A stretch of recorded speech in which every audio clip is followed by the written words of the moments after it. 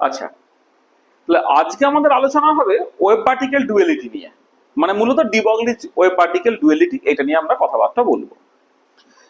আচ্ছা, আগের লেকচারে যে আমরা ফটো ইলেকট্রিক এফেক্ট নিয়ে কথাবার্তা বলেছিলাম, ফটো ইলেকট্রিক এফেক্ট থেকে আলটিমেটলি কি দাঁড়িয়েছিল, যেটা দাঁড়িয়েছিল সেটা হচ্ছে কর্পাসকুলার ক্যারেক্টার বা পার্টিকেলের ক্যারেক্টার অফ লাইট, সেটা রিভিলড হয়েছিল এবং সেটাই কম্পটন এফেক্টের এক্সপ্লেনেশনে সেটা বেসিক্যালি কনফার্মড হয়। আসলে আলো সে কিছু কিছু এক্সপেরিমেন্টে ওয়েভের মতো বিহেভ করে, যেমন ডিফ্র্যাকশন, ইন্টারফারেন্স, পোলারাইজেশন। আবার কিছু কিছু এক্সপেরিমেন্টে সেই আলোই কিন্তু পার্টিকেলের মতো বিহেভ করে, যেমন photo electric effect, Compton effect. তাহলে এইখান থেকে আমি যেটা বলতে পারছি যে লাইটের একটা দ্বৈত সত্তা আছে বা ডুয়েল ক্যারেক্টার আছে, সে কখনো কখনো সেটা ওয়েভ, কখনো কখনো সেটা পার্টিকেল। তাহলে ফর এক্সাম্পল আমি যদি এক্স রে ভাবি, তখন আমি এক্স রে ডিফ্র্যাকশন এক্সপেরিমেন্ট করছি 1912 এই সময়ে, বিজ্ঞানী ব্র্যাগ, সেখানে কিন্তু এক্স এর ওয়েভ নেচারটাই কাজে লাগছে, কারণ এখানে ডিফ্র্যাকশন ফেনোমেননটা দেখা হচ্ছে। আবার কম্পটন এফেক্ট 1923 সালে যখন এক্সপ্লেন করা হচ্ছে, তখন কম্পটনকে এক্স থেকে পার্টিকেল হিসেবে ধরতে হচ্ছে, যার একটা ডেফিনেট মোমেন্টাম আছে, যে মোমেন্টামটা P equal to H by lambda. তার মানে দেখো, এক্স রে যাকে এতদিন ধরে মানুষ একটা ইলেকট্রোম্যাগনেটিক রেডিয়েশন বা ওয়েভ হিসেবে জানতো, কম্পটন এফেক্টের এক্সপ্লেনেশনে সে বেসিক্যালি পার্টিকেলের মতো বিহেভ করলো। তাহলে এইখান থেকে বিজ্ঞানী ডি ব্রগলির মনে হলো 1924-এ, সেটা হচ্ছে ইলেকট্রন, যেটাকে মানুষ এতদিন ধরে পার্টিকেল হিসেবে জানে, তার কি কোনো ওয়েভ ক্যারেক্টার থাকতে পারে? এবং সেইখান থেকে তিনি একটা পস্টুলেটের কথা বললেন, যে পস্টুলেটাই হচ্ছে ডি ব্রগলিজ পস্টুলেট বা D Broglie's wave particle duality. সেখানে তিনি বলছেন যে শুধুমাত্র ইলেকট্রন কেন, যে কোনো মুভিং পার্টিকেল তার সঙ্গে অ্যাসোসিয়েট একটা ওয়েভ আছে, যে ওয়েভটাকে বলা হচ্ছে ম্যাটার ওয়েভ, এবং সেই ম্যাটার ওয়েভের সঙ্গে অ্যাসোসিয়েটেড ওয়েভের যে ওয়েভলেন্থ ল্যামডা হচ্ছে এইচ ওভার পি বা এইচ ওভার এমডি। সেটাই হচ্ছে ডি ব্রগলিজ হাইপোথিসিস। তা ডি ব্রগলিজ হাইপোথিসিসটা কি, আমি একটুখানি জাস্ট লিখি।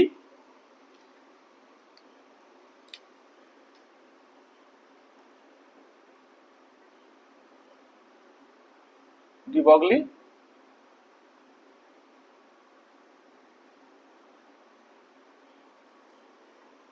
হাইপোথিসিস, ডি ব্রগলিজ হাইপোথিসিস যেটা বলছে সেটা হচ্ছে এই যে for every moving particle there is an associated wave called the matter wave, and the wavelength of this matter wave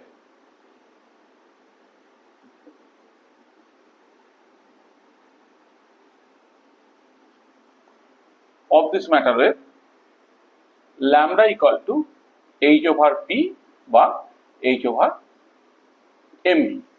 এটাই হচ্ছে ডি ব্রগলিজ হাইপোথিসিস বা D Broglie's wave particle duality. আচ্ছা, এবারে এই যে lambda equal to H over P বা H over MV এলো, এইটা ঠিক কি করে এলো আমি একটু বোঝার চেষ্টা করি।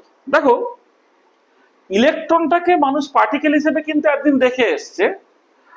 1897-এ বিজ্ঞানী sir J J Thomson electron আবিষ্কার করেন, এবং সেটা একটা ফান্ডামেন্টাল পার্টিকেলের মতো করেই তিনি দেখেন। সেখান থেকে তিনি ই বাই এম রেশিও বের করেন। মুলিকানের অয়েল অফ এক্সপেরিমেন্ট সেই রেসপেক্টে খুব ইম্পর্টেন্ট।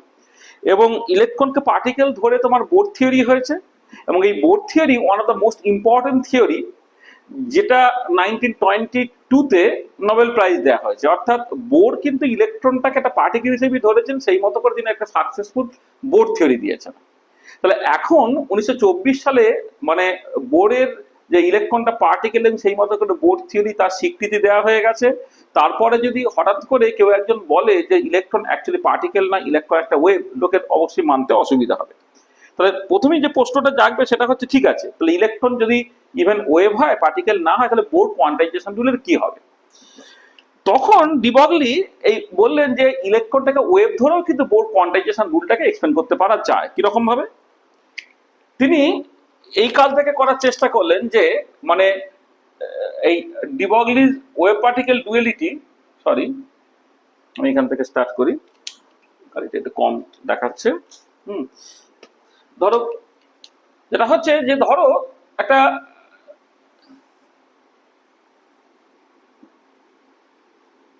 ধর হাইড্রোজেন বা hydrogen like one electron system আমি কনসিডার করছি। এখানে নিউক্লিয়াস আছে এবং আর রেডিয়াসের একটা সার্কুলার অরবিটে ইলেকট্রনটা ঘুরছে। এবার ইলেকট্রনটাকে যদি আমি পার্টিকেল ভাবি তাহলে ইলেকট্রনটাকে এইরকম ভাবে ঘুরছে। এখন সেই ইলেকট্রনটাকে ধরে নেওয়া হলো ওয়েভ। আচ্ছা, ওয়েভ ধরবো অর্থাৎ আমি স্টেশনারি অরবিট পাবো, অর্থাৎ ইলেকট্রনটা যখন ঘুরছে তখন এনার্জি সে অ্যাবজর্ব করছে না, এমিটও করছে না, এনার্জিটা ফিক্স থাকছে। বা বোর কোয়ান্টাইজেশন রুল, যেখানে অ্যাঙ্গুলার মোমেন্টাম এমভিআরটা যে h/2π ইন্টিগ্রাল মাল্টিপল হচ্ছে, সেই ব্যাপারগুলো গ্যারান্টি করতে হবে। তাহলে ডি ব্রগলি যেটা বললেন সেটা হচ্ছে যে যদি একটা স্টেশনারি অরবিট পেতে হয়, স্টেশনারি অরবিট মানে একটা অরবিট যেখানে ইলেকট্রন ঘুরলে ইলেকট্রন নেয় না বা ছাড়েও না। To have a stationary orbit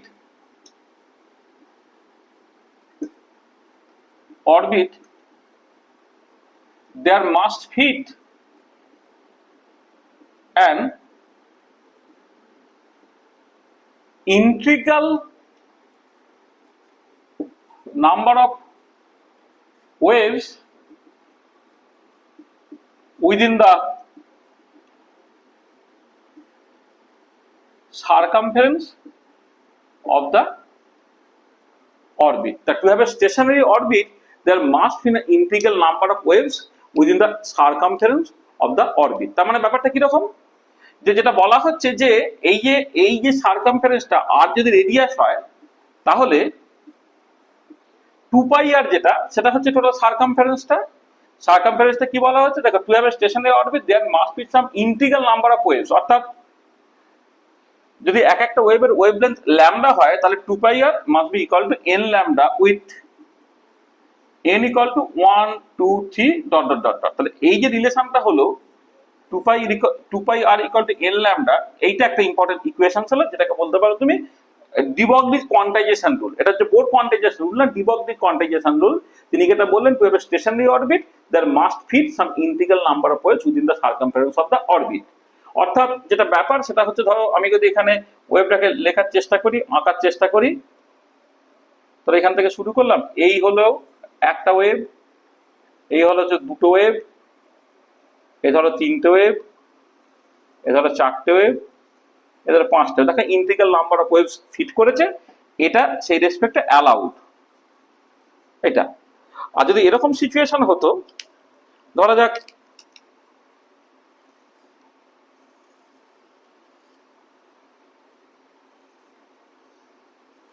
R radius,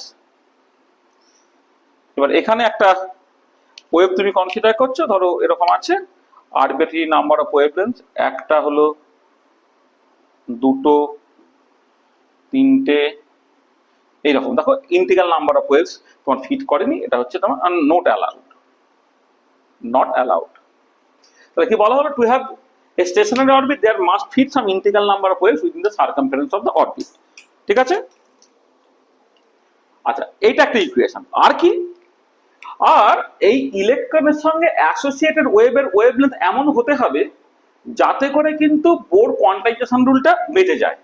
তাহলে ফ্রম বোর কোয়ান্টাইজেশন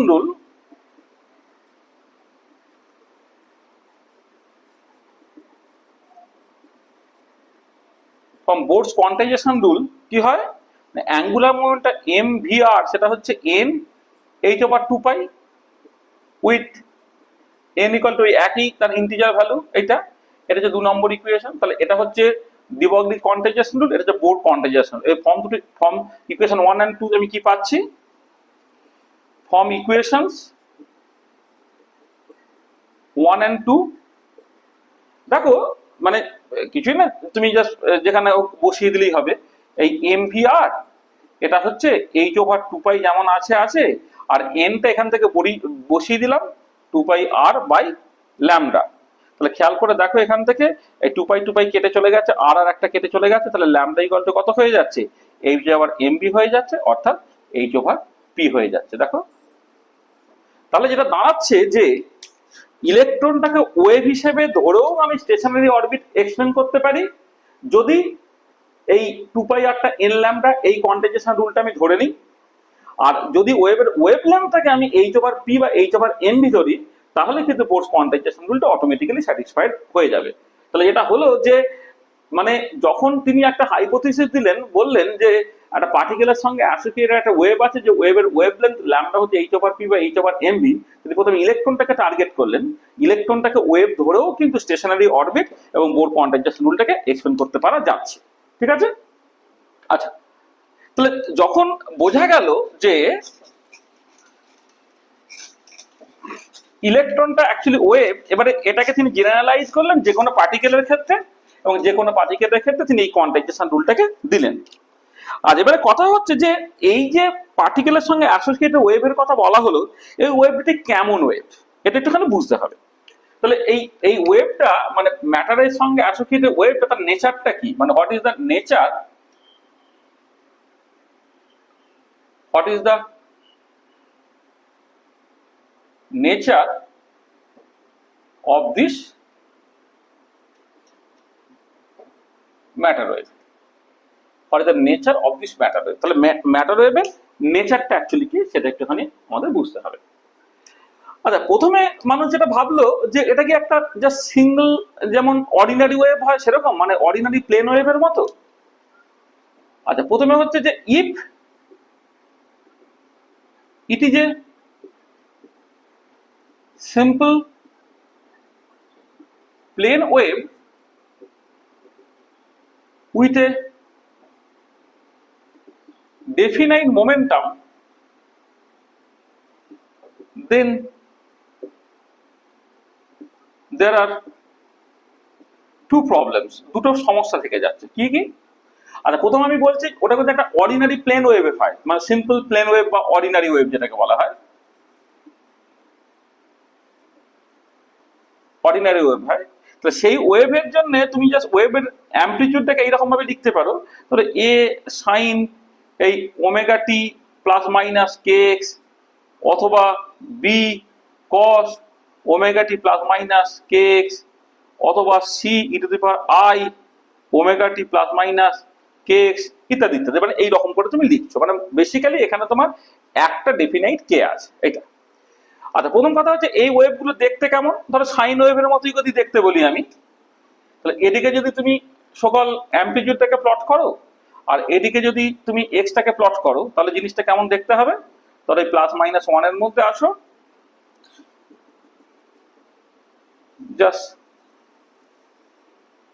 এইরকম করে দুদিকে বিস্তৃত, এটা একটা প্লেন ওয়েভের ছবি। আচ্ছা, এবারে এই যে পার্টিকুলার ওয়েভ, এই পার্টিকুলার ওয়েভটা দেখো ডিলোকালাইজড।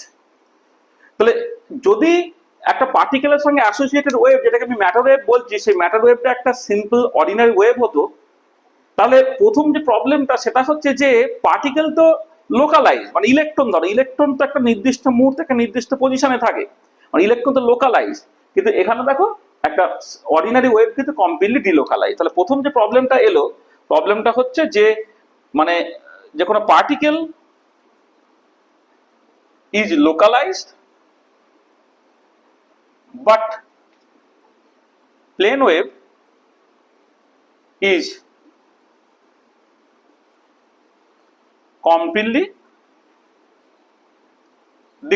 delocalized। হ্যাঁ, মানে একটা প্লেন ওয়েভ যদি তুমি কনসিডার করো সেটা কমপ্লিটলি ডিলোকালাইজড হচ্ছে, কিন্তু একটা পার্টিকেল কিন্তু সে লোকালাইজড হয়। তাহলে প্রথম যেটা, যে আমি যদি একটা পার্টিকেলের সঙ্গে অ্যাসোসিয়েটেড ওয়েভটাকে এরকম plane wave with definite momentum consider করি, তাহলে তার মোমেন্টামটা ডেফিনাইট, কিন্তু পজিশনটা কমপ্লিটলি আরবিট্রারি হয়ে যাচ্ছে, কারণ সে কমপ্লিটলি ডিলোকালাইজড হয়ে যাচ্ছে। এটা এক নম্বর। আর দু নম্বর যে প্রবলেমটা সেটা হচ্ছে এই যে এই টাইপের ওয়েভের ক্ষেত্রে একটাই ভেলোসিটি আছে, হ্যাঁ, there is only one velocity associated to plane wave called the phase velocity। যে এই ধরনের প্লেন ওয়েভের সঙ্গে অ্যাসোসিয়েটেড একটাই ভেলোসিটি আছে, তাকে বলে ফেজ ভেলোসিটি, এবং সেই ফেজ ভেলোসিটিটা বাই ডেফিনেশন হচ্ছে ই বাই পি, মানে এনার্জিকে মোমেন্টাম দিয়ে ভাগ করতে হবে, অথবা এটা তুমি লিখতে পারো ওমেগা বাই কে, এটা। তাহলে ই বাই পি বা ওমেগা বাই কে। আচ্ছা আচ্ছা, এবারে তুমি খেয়াল করো যে একটা মানে এমনিতে ধরো এই কেসটা আরেকবার একটু ফিরে আসি, যে কমপ্লিটলি রিলোকালাইজ পার্টিকেল মানে হচ্ছে একদম ফ্রি পার্টিকেল। তাহলে একদম ফ্রি পার্টিকেল যদি হয় তাহলে হয়তো যে কমপ্লিটলি রিলোকালাইজড হতে পারে, আদারওয়াইজ পার্টিকেল কিন্তু লোকালাইজড। এবার তর্কের খাতিরে তুমি যদি ধরেও নাও যে ওটা একটা কমপ্লিটলি রিলোকালাইজ পার্টিকেল অর্থাৎ ফ্রি পার্টিকেল, ফ্রি পার্টিকেলের ক্ষেত্রে এনার্জিটা পুরোটাই কাইনেটিক এনার্জি, সেটা হচ্ছে p square by twice m. তাহলে এখান থেকে যদি আমি ই বাই পিটাকে ক্যালকুলেট করি সেটা কত বেরোচ্ছে, পি বাই টোয়াইস এম হচ্ছে। তাহলে ই বাই পিটা হচ্ছে দেখো ফেজ ভেলোসিটি, কিন্তু সেটা হয়ে যাচ্ছে হাফ ইন্টু তোমার পার্টিকেলের সঙ্গে যে অ্যাসোসিয়েটেড ভেলোসিটিটা, পার্টিকেলের সঙ্গে অ্যাসোসিয়েটেড ভেলোসিটি কি, পি বাই এম, মোমেন্টামকে মাস দিয়ে ভাগ করলে পার্টিকেলের সঙ্গে অ্যাসোসিয়েটেড ভেলোসিটি হয়। তাহলে দেখো যদি ইভেন ইফ আমি ধরে নিই যেহেতু পার্টিকেলটা কমপ্লিটলি রিলোকালাইজড হয়েছে, অর্থাৎ ওটা একটা ফ্রি পার্টিকেল, যে ফ্রি পার্টিকেলের এনার্জিটা পুরোটাই কাইনেটিক এনার্জি, সেটা p square by twice m. সেখান থেকে এনার্জি বাই মোমেন্টাম যদি তুমি করো তাহলে এটা পি বাই টোয়াইস এম হচ্ছে, অর্থাৎ half into p by m, অর্থাৎ হাফ ইন্টু পার্টিকেল ভেলোসিটি। তার মানে পরিষ্কার বুঝতে পারলে যে এই যে প্লেন ওয়েভের সঙ্গে অ্যাসোসিয়েটেড ভেলোসিটি, যেটা বেসিক্যালি ফেজ ভেলোসিটি, সেই ফেজ ভেলোসিটিটা কিন্তু পার্টিকেলের ভেলোসিটির সঙ্গে সমান হচ্ছে না। অর্থাৎ এই যে পার্টিকেলের সঙ্গে অ্যাসোসিয়েটেড ওয়েভ, যেটাকে আমি ম্যাটার ওয়েভ বলছি, সেই ম্যাটার ওয়েভটা একটা প্লেন অর্ডিনারি ওয়েভ হতে পারে না উইথ ডেফিনাইট মোমেন্টাম। তার দুটো প্রবলেম, একটা হচ্ছে তোমার একটা প্লেন ওয়েভ বা অর্ডিনারি ওয়েভ সে কমপ্লিটলি রিলোকালাইজ, কিন্তু particle usually localise. Confine particle হলে তো লোকালাইজ বটে, হয়তো ফ্রি পার্টিকেল হলে সে রিলোকালাইজ হতে পারে একটা স্পেশাল কেসে।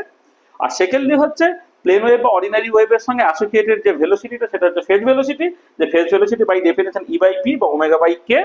এবারে যদি তর্কের খাতিরে তুমি ধরে নাও এই যে ডিলোকালাইজ পার্টিকেলটা বেসিক্যালি ফ্রি পার্টিকেল, সেই ফ্রি পার্টিকেলের ক্ষেত্রে তুমি ফেজ ভেলোসিটি ক্যালকুলেট করলে সেটা পার্টিকেল ভেলোসিটির সাথে সমান হলো না। ঠিক আছে, এটা হচ্ছে ইম্পর্টেন্ট ব্যাপারটা। আচ্ছা, এবারে সেকেন্ড লোকে যেটা ভাবলো, তাই তো, তাহলে এই যে লোকালাইজড হচ্ছে না, তাহলে লোকালাইজ করতে গেলে আমাকে কি করতে হবে? আচ্ছা, লোকালাইজ করতে গেলে আমাকে যেটা করতে হবে যে infinite number of plane wave তার সুপারপজিশন নিতে হবে। তার নেক্সট যেটা আমি করতে পারতাম সেটা হচ্ছে এই যে if the wave associated to the particle is a superposition of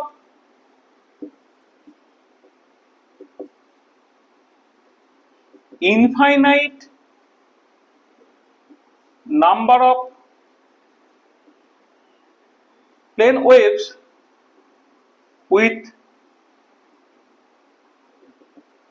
definite momentum, then also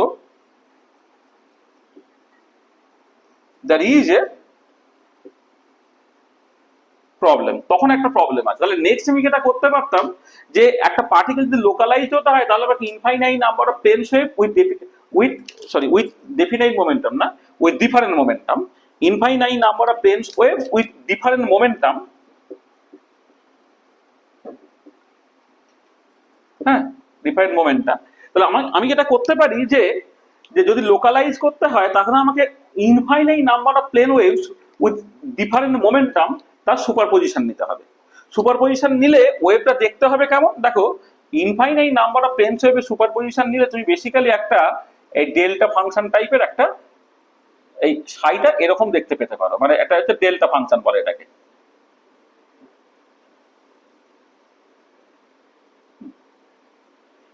এটা যে delta function, delta x minus c এরকম বলছি। এটা ধরো এক্স ইকুয়াল টু সি, এটা এক্স অ্যাক্সিস, এটা প্লাস ইনফিনিটির দিক, এটা হচ্ছে মাইনাস ইনফিনিটির দিক। ধরো পার্টিকেলটা যদি এক্স পজিশনে লোকালাইজড হয় তাহলে ডেল্টা ফাংশনের ডেফিনেশন অনুযায়ী যখন ডেল্টা এক্স মাইনাস সি বলছি, এক্স ইকুয়াল টু সি হলে তাহলে তুমি একটা তার অ্যামপ্লিটিউড পাচ্ছ, আর এক্স আদার দ্যান সি হলে সেটা অটোমেটিক্যালি তোমার জিরো হয়ে যাচ্ছে। তাহলে infinite number of plane wave with different momentum যদি তুমি নাও তাহলে তুমি বেসিক্যালি ডেল্টা ফাংশন পাচ্ছ। তাতে যেটা হচ্ছে যে পজিশন ইজ ডেফিনাইট হয়ে গেল, মানে পজিশনটা একদম ডেফিনাইট হয়ে গেল, বাট মোমেন্টাম ইজ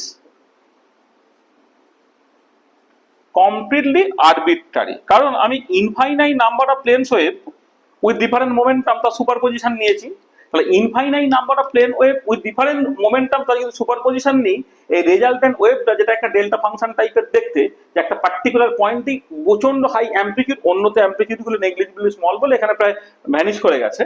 তাহলে তার জন্য তুমি পজিশনটা ডেফিনাইট পেলে, পার্টিকেলটা লোকালাইজ পেলে, যে তার মোমেন্টামটা হয়ে গেলে কমপ্লিটলি আরবিট্রারি। কিন্তু দেখো তুমি যদি আজকে ইলেকট্রনটাকে কনসিডার করো, হাইড্রোজেন অ্যাটমের কোন একটা ইলেকট্রন, তার মোমেন্টাম কিন্তু কমপ্লিটলি আরবিট্রারি নয়, তার মোমেন্টামের একটা ডেফিনাইট ভ্যালু আছে।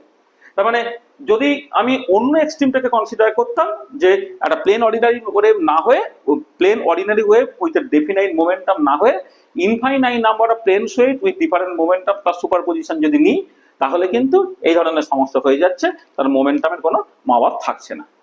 সেখানে অ্যাকচুয়াল সিচুয়েশন যেটা হবে সেটা হচ্ছে যে আমাকে একটা মধ্যসত্তা নিতে হবে। মধ্যসত্তা নেওয়া মানেটা কি? মধ্যসত্তা নাম নেওয়া মানে হচ্ছে যে আমি দেখো দুটোই বাঁচানোর চেষ্টা করবো, পজিশনটা একদম আরবিট্রারিলি নেব না, মোমেন্টামটা একদম আরবিট্রারিলি নেব না। সেই জন্য আমি যেটা করব যে ইট is better to take the superposition of finite but very large number of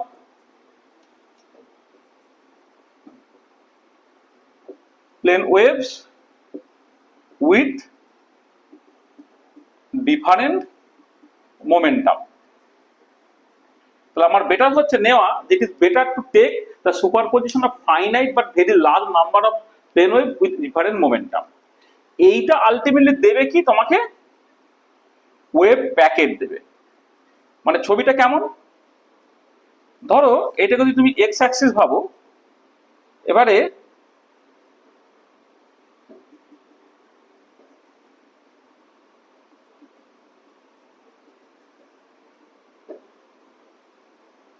একটা finite but very large number of wave, তার যদি সুপারপজিশন নেওয়া হয়, তার রেজাল্টেন্ট ওয়েভটা দেখতে হয়ে যাচ্ছে তোমার এরকম। এটা হ্যাঁ, দেখো এই যে পার্টিকুলার সিচুয়েশনটা, এটা এক্স ডিরেকশন, এইখানে ধরো তোমার এক্স ইকুয়াল টু সি বা কিছু। দেখো তুমি finite but very large number of wave তার সুপারপজিশন নিলে এই যেটা পাচ্ছে এটাকে বলে ওয়েভ প্যাকেট। এবং এটা ধরলে এটা সুবিধা হচ্ছে, দেখো পজিশনটা এক্স্যাক্টলি সি পজিশনে নয়, কিন্তু একটা ডেফিনাইট রিজিয়নের মধ্যে মোটামুটি ভাবে আছে এটা।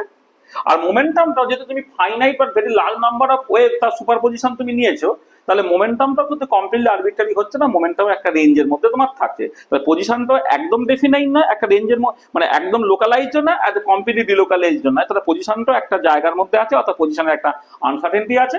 আর মোমেন্টামটা তোমার একদম ডেফিনাইট না, মোমেন্টাম একদম আরবিট্রারিও না, মোমেন্টামের একটা পার্টিকুলার রিজিয়নের মধ্যে আছে, অর্থাৎ মোমেন্টামটারও তোমার একটা আনসার্টেনটি আছে। আর এবং এইটা ধরলে যেটা সুবিধা হচ্ছে, এখন যে পজিশন মোমেন্টাম দুটোই মোটামুটি ভাবে বাঁচলো, এবং এই পার্টিকেলের যে ওয়েভ অ্যাসপেক্টটা আছে বলেই কিন্তু তুমি দেখবে এর পরের লেকচার আমরা যেটা বলবো যে একটা আনসার্টেনটি ইন দ্য পজিশন এবং মোমেন্টাম আছে। তুমি দেখো একদম প্রথম যে সিচুয়েশনটায় তুমি মোমেন্টামটাকে ডেফিনাইট করলে, মোমেন্টামের আনসার্টেনটি জিরো করলে পজিশনটা কমপ্লিটলি আরবিট্রারি হয়ে গেল, পজিশনটা ডিলোকালাইজড হয়ে গেল। আর সেকেন্ড যে সিচুয়েশনটা, যখন তুমি infinite number of plane wave with different momentum তার সুপারপজিশন নিয়েছো, তখন পজিশনটা ডেফিনাইট হলো, পজিশনের আনসার্টেনটি জিরো হলে কিন্তু মোমেন্টামটা কমপ্লিটলি আরবিট্রারি হয়ে গেল। রিয়েলিস্টিক সিচুয়েশনটা যে এরকম, যেখানে পজিশনটা একটা রিজিয়নের মধ্যে থাকবে, মোমেন্টাম একটা রিজিয়নের মধ্যে থাকবে, অর্থাৎ পজিশনটাকে এক্সাক্টলি মাপতে গেলে মোমেন্টাম গন্ডগোল হয়ে যাচ্ছে, মোমেন্টামটাকে এক্সাক্ট করতে গেলে পজিশনের একটা গন্ডগোল হয়ে যাচ্ছে। তার মানে পজিশন এবং মোমেন্টামটাকে দুটোকে সাইমালটেনিয়াসলি উইথ আরবিট্রারি প্রিসিশন আমি মাপতে পারবো না, and this actually gives the Heisenberg uncertainty principle. এটা আমরা নেক্সট লেকচারে ডিটেইলে আলোচনা করব। আচ্ছা, এবারে এই ওয়েভ প্যাকেটের যেটা ভীষণ ইম্পর্টেন্ট ফিচার, সেটা হচ্ছে এই যে ওয়েভ প্যাকেটের না তোমার দুটো ডিফারেন্ট ভেলোসিটি হয়। তাহলে ওয়েভ প্যাকেট তার দুটো ডিফারেন্ট ভেলোসিটি হয়, একটাকে বলা হয় ফেজ ভেলোসিটি, মানে মানে ফেজ ভেলোসিটিটা ওই আগের ডেফিনেশন আমি লিখেছিলাম E/P বা ω/k এইটা। আর এই যে টোটাল এনভেলপটা সে একটা পার্টিকুলার ভেলোসিটিতে মুভ করছে, যাকে বলা হয় গ্রুপ ভেলোসিটি।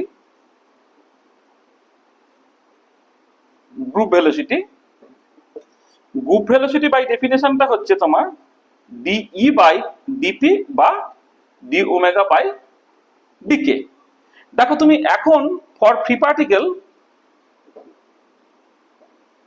যদি এনার্জিটা পুরোটাই কাইনেটিক এনার্জি, এটা তুমি p square by twice m যদি লেখো, তাহলে দেখো গ্রুপ ভেলোসিটিটা যেটা ডি বাই ডিপি সেটা কিন্তু পি বাই এম বেরোচ্ছে, সেটা দেখো তোমার পার্টিকেল ভেলোসিটির সঙ্গে কিন্তু সমান বেরোচ্ছে। তার মানে অ্যাকচুয়ালি যেটা ম্যাটার ওয়েভ অর্থাৎ পার্টিকেলের সঙ্গে অ্যাসোসিয়েটেড ওয়েভটা সেটা অ্যাকচুয়ালি ওয়েভ প্যাকেট, এবং পার্টিকেলের সঙ্গে অ্যাসোসিয়েটেড যে ভেলোসিটিটা সেটা কিন্তু তোমার অ্যাকচুয়ালি হতে হবে গ্রুপ ভেলোসিটি।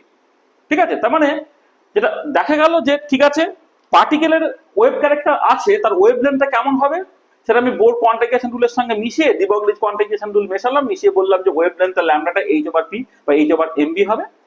এবং এই যে ওয়েভটা, সেই ওয়েভটা কেমন ওয়েভ না, সেই ওয়েভটা বেসিক্যালি যেটা ম্যাটার ওয়েভ সেটা বেসিক্যালি ওয়েভ প্যাকেট, এবং ওয়েভ প্যাকেটের যে ভেলোসিটিটা সেই ওয়েভ প্যাকেটের ভেলোসিটি গ্রুপ ভেলোসিটি হতে পারে, ফেজ ভেলোসিটি হতে পারে, আর গ্রুপ ভেলোসিটিটাই হচ্ছে তোমার পার্টিকেল ভেলোসিটির সঙ্গে সমান।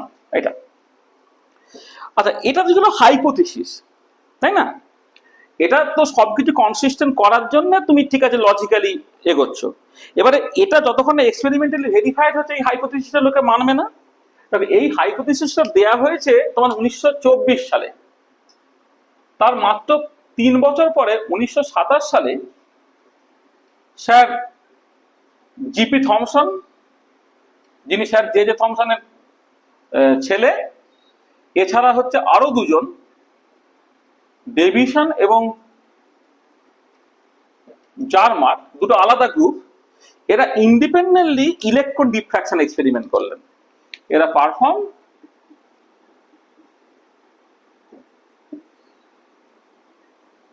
ইলেকট্রন ডিফ্র্যাকশন এক্সপেরিমেন্ট, এবং মানে basically diffraction experiment X ray দিয়ে করা হয়, এক্স রে বা লাইট দিয়ে করা হয়, এখানে এক্স রে ব্যবহার না করে ইলেকট্রন ব্যবহার করা হলো। Perform electron diffraction experiment similar to মানে got results similar to X-ray diffraction experiment. X-ray diffraction experiment. আর এইখান থেকে তুমি দুটো কনক্লুশন ড্র করতে পারছো। কি সেটা? এক নম্বর হচ্ছে যে যেহেতু ডিফ্র্যাকশন ফেনোমেননটা হচ্ছে ওয়েভের সঙ্গে অ্যাসোসিয়েটেড প্রপার্টি, তাহলে ইলেকট্রন সেই ডিফ্র্যাকশন এক্সপেরিমেন্টে রেসপন্স করছে মানে ইলেকট্রনের ওয়েভ ক্যারেক্টার আছে। তাহলে প্রথম কনক্লুশনটা হচ্ছে ইলেকট্রন হ্যাজ ওয়েভ ক্যারেক্টার। আচ্ছা, আর সেকেন্ডলি হচ্ছে যেহেতু এক্স রে ডিফ্র্যাকশন এক্সপেরিমেন্টটা মানে এক্স রে ডিফ্র্যাকশন যেমন প্যাটার্ন দিচ্ছে, ইলেকট্রন ডিফ্র্যাকশন একই রকমের প্যাটার্ন দিচ্ছে, এটা বেসিক্যালি ইমপ্লাই করবে যে ইলেকট্রনের সঙ্গে অ্যাসোসিয়েটেড যে ওয়েভলেন্থ আর এক্স এর ওয়েভলেন্থ তারা সমান। তার মানে ওয়েভলেন্থ অ্যাসোসিয়েটেড টু ইলেকট্রন এইটা of the order of wavelength associated to x ray এইটা। তাহলে এই দুটো যখন একসাথে স্যাটিসফাইড হচ্ছে তখনই তোমার এই যে ডেভিশন মানে ইলেকট্রন ডিফ্র্যাকশন এক্সপেরিমেন্টের এই যে ফেনোমেনা এক্সপেরিমেন্টাল রেজাল্ট তুমি এক্সটেন্ড করতে পারছো। তার মানে যেটা দেখো এক্সপেরিমেন্টালি প্রুভড হয়ে গেল যে ইলেকট্রন সে শুধুমাত্র পার্টিকেল নয়, তার ওয়েভ ক্যারেক্টার আছে। এবং এই জন্যে 1937 সালে এরা তিনজন গট নোবেল প্রাইজ। তার মানে কি ইম্পর্টেন্ট একটা ব্যাপার দেখো যে 1897 সালে sir J J Thomson electron একটা ফান্ডামেন্টাল পার্টিকেল সেটা আবিষ্কার করেছিলেন, সেই জন্য তিনি নোবেল প্রাইজ পান। অর্থাৎ ইলেকট্রনটা একটা ফান্ডামেন্টাল পার্টিকেল সেটা ডিসকভারির জন্য sir J J Thomson Nobel পান। তার ছেলে স্যার জিপি থমসন দেখালেন যে ইলেকট্রনের ওয়েভ ক্যারেক্টার আছে, তার জন্য তিনি নোবেল পান। আচ্ছা, তাহলে যেটা এখন আমরা নিশ্চিত হয়ে গেলাম যে যেমন লাইট তার ডুয়েল নেচার আছে, ঠিক একই রকম ভাবে পার্টিকেল তারও ডুয়েল নেচার আছে। অবশ্যই অনেক এক্সপেরিমেন্টে পার্টিকেল তো পার্টিকেলের মতো বিহেভ করবেই, যেমন বোর থিওরিতেই পার্টিকেলকে পার্টিকেলের মতো বিহেভ করানো হয়েছে এবং সেই মতো করে তুমি অনেক কিছু এক্সপ্লেন করতে পেরেছো। আবার সেই ইলেকট্রনের তোমার ওয়েভ নেচার আছে, সেটাও তুমি দেখতে পাচ্ছ। অর্থাৎ পার্টিকেলের ওয়েভ পার্টিকেল ডুয়েলিটিটা আছে। তাহলে আগেরটা ছিল ফটো ইলেকট্রিকের বা কম্পটন এফেক্টের থ্রু দিয়ে তুমি লাইটের ওয়েভ পার্টিকেল ডুয়েলিটিটা দেখতে পেয়েছো, আর ডি ব্রগলিজ ওয়েভ পার্টিকেল ডুয়েলিটি থেকে তুমি বেসিক্যালি পার্টিকেলের ওয়েভ পার্টিকেল ডুয়েলিটিটা দেখতে পেয়েছো। আচ্ছা, এবারে এখানে আমরা একটা ভীষণ ইম্পর্টেন্ট কথা বলবো, সেটা হচ্ছে এই যে এমন ভাবে আমি ক্লাসটাকে রিপ্রেজেন্ট করছি, মনে হচ্ছে যে সমস্ত পার্টিকেল এখন থেকে বুঝি ওয়েভ হয়ে গেল। অর্থাৎ ধরো শোয়েব আখতার সচিনকে বল করছে, সেটাকেও তোমাকে ওয়েভের মতো করেই ভাবতে হবে, ঠিক আছে? ব্যাপারটা কিন্তু অ্যাকচুয়ালি তার নয়। যে ঠিক আছে, ইন প্রিন্সিপল প্রত্যেকটা পার্টিকেলের সঙ্গে অ্যাসোসিয়েটেড ওয়েভ আছে, কিন্তু সেই ওয়েভ নেচারটা কিন্তু সবসময় তোমার ম্যানিফেস্টেড হবে না। কখন ওয়েভ নেচারটা ম্যানিফেস্টেড হবে আর কখন হবে না, তুমি যদি সেইভাবে দেখো, তাহলে তুমি দুটো লেন্থ স্কেল ভাবো। একটা হচ্ছে ল্যামডা, এটা হচ্ছে ডিবগলি ওয়েভলেন্থ, ডিবগলি ওয়েভলেন্থ। আর একটা ধরো এল, এল হচ্ছে ধরে নাও সিস্টেম সাইজ, অর্থাৎ মানে এই ওয়েভটা যার সাথে ইন্টারঅ্যাক্ট করছে সেই সিস্টেমের সাইজ, রেডিয়াস বা ডায়ামিটার ইত্যাদি ইত্যাদি। আর এবারে যদি এমন হয় যে ল্যামডাটা মাঝ লেস দ্যান এল, যদি এরকম হয় এইটা, then wave nature of the particle is insignificant। তখন ইনসিগনিফিক্যান্ট, তখন তোমাকে এই ওয়েভ নেচার নিয়ে বদার হওয়ার কোনো দরকার নেই। কিন্তু যদি এরকম হয়ে যায় যে ওয়েভ লেন্থটা greater than or of the order of L, এরকম যদি হয়ে যায় এইটা, তখন কিন্তু then wave nature associated to the particle is significant। এই পার্টিকুলার কেসে তুমি প্রবলেমটাকে ক্লাসিক্যালি সলভ করতে পারো। Solve the problem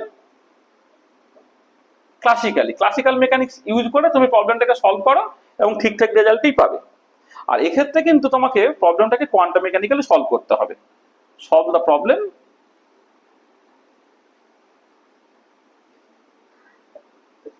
quantum mechanically.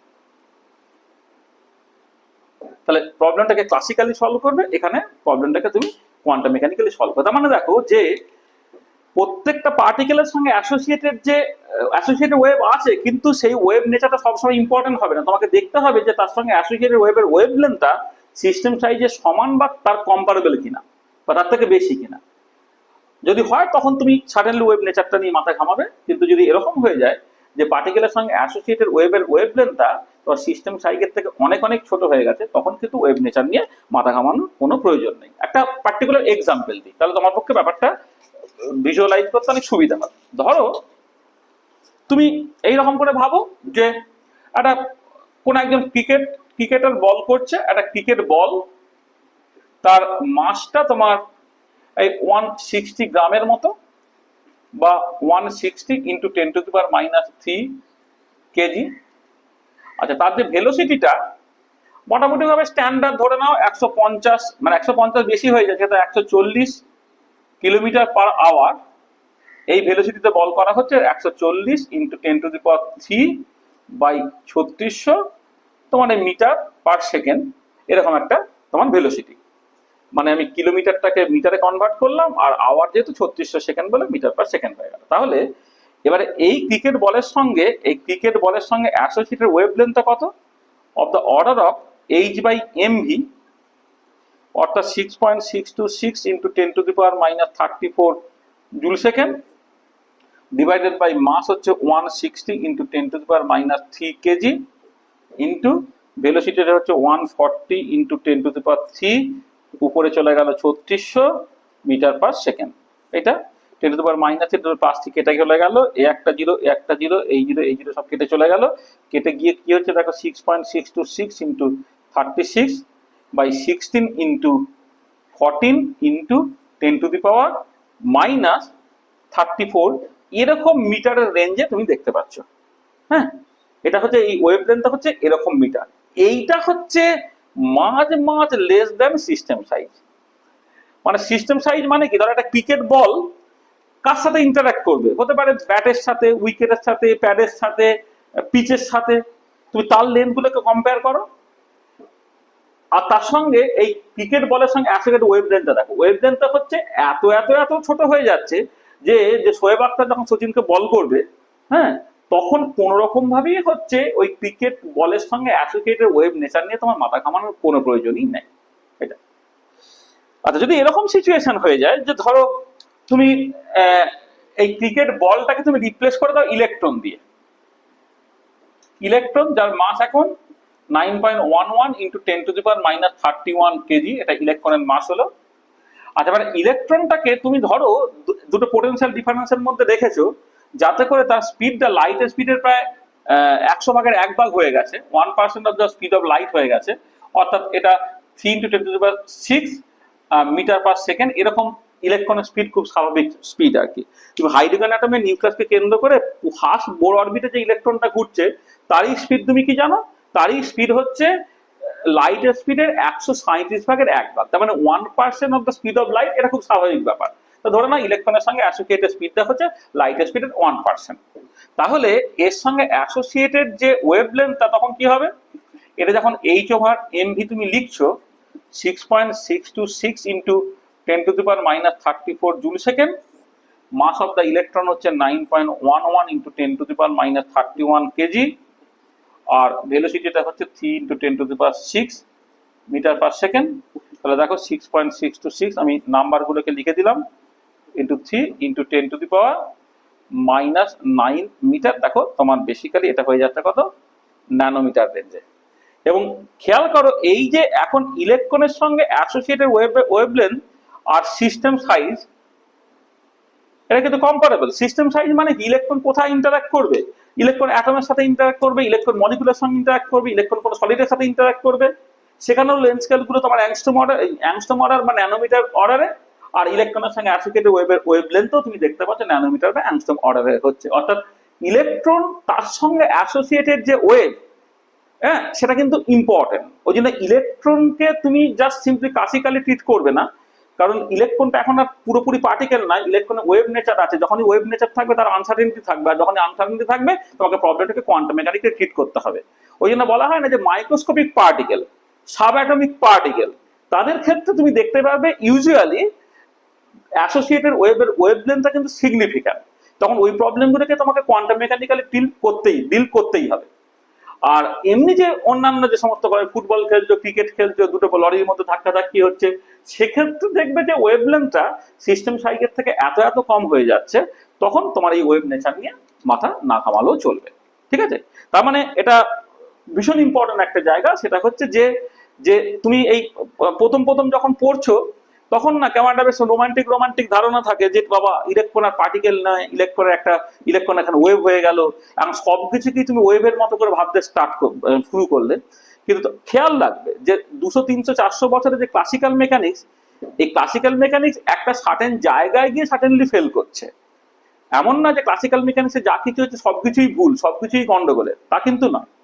মানে একটা লিমিট আছে, যে লিমিটে গিয়ে মূলত মাইক্রোস্কোপিক অবজেক্ট বা subatomic particle classical physics suddenly fail করে, কিন্তু এমন না যে সর্বত্র সেটা ফেল করে যাচ্ছে। ওই জন্য কোন একটা পার্টিকুলার প্রবলেমকে তুমি ক্লাসিক্যালি ট্রিট করবে নাকি কোয়ান্টাম মেকানিক্যালি ট্রিট করবে, সেইটা বোঝার একটা চেকিং পয়েন্ট হচ্ছে তুমি তার সঙ্গে অ্যাসোসিয়েটেড ডি ব্রগলি ওয়েভলেন্থটাকে ক্যালকুলেট করো।